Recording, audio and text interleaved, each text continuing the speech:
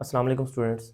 Today's our lecture number 9 which is about derivation of formula by dimensional analysis. ये उसकी application है और example number 4 भी है। तो एक तो एग्जांपल भी हो जाएगी, ये न्यूमेरिकल के तौर पर भी आने के लिए इसके चांसेस होते हैं। ठीक है, तो इसमें हमने ड्राइव करना है सेंट्रीपिटल फोर्स को। सिर्फ हमें ये बताया जाता है कि सेंट्रीपिटल फोर्स की डिपेंडेंस किस पे है, मास पे, रेडियस पे और वेलोसिटी पे। तो आपने इसको अरेंज करके लिख लेना है। एफ डायरेक्टली प्रोपोर्शनल टू हो सकता है, मास की भी कोई पावर होगी ए, वेलोसिटी की भी कोई पावर होगी बी और रेडियस की भी कोई पावर होगी सी। अब अगर हम प्रोपोर्शनलिटी का साइन खत्म करते हैं तो यहाँ पर एक कांस्टेंट आ जाएगा। ठीक है, F is equal to constant multiply m की पावर a, b की पावर b और रेडियस की पावर c।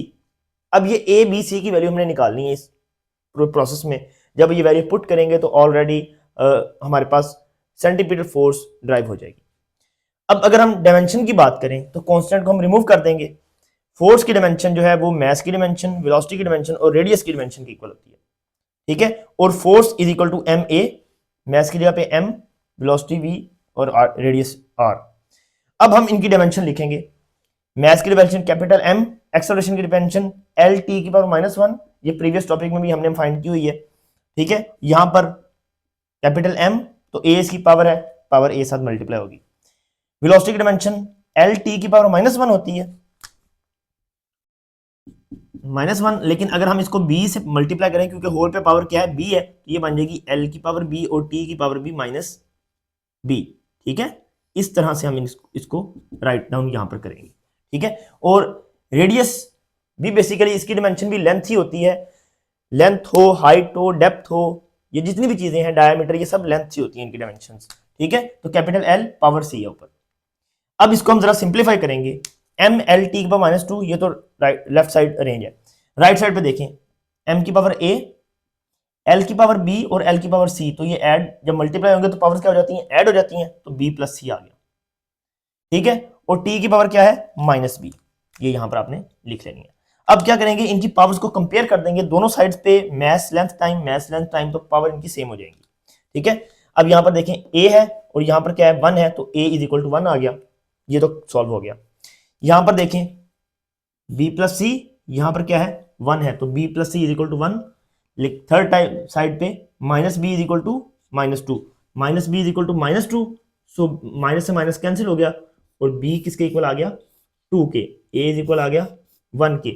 अब इस 2 को आपने यहां पर पुट कर देना है। ठीक है, तो ये देखें 2 plus C is equal to 1, 2 इधर आके माइनस होगा, 1 माइनस 2, तो c इज इक्वल टू -1 आ गया। तीनों वैल्यूज आ गई, a is equal to 1, b is equal to 2, c is equal to -1। इन तीनों वैल्यूज को उठा के आपने इस इक्वेशन के अंदर पुट कर देना है। तो putting the values of equation a b c in equation a, we get f is equal to constant m की पावर 1 a है, v की पावर b थी तो b हमारे पास 2 आया, और r की पावर -1 थी तो ये हमने -1 लिख दिया। ठीक है, अब हम इसको अगर अरेंज करें तो f is equal to constant m v square और r की पावर -1 है, तो नीचे जाके क्या हो जाएगी, +1 हो जाएगी। तो जो डायमेंशन एनालिसिस होता है ये हमें किसी कांस्टेंट के बारे में नहीं बताता। तो जब कांस्टेंट के बारे में हमें वैल्यू नहीं बता रहा तो हम उसकी वैल्यू 1 डिक्लेयर कर देते हैं। तो यहां से हमारे पास सेंटीमीटर फोर्स का फॉर्मूला ड्राइव हो गया, F is equal to M V square over R।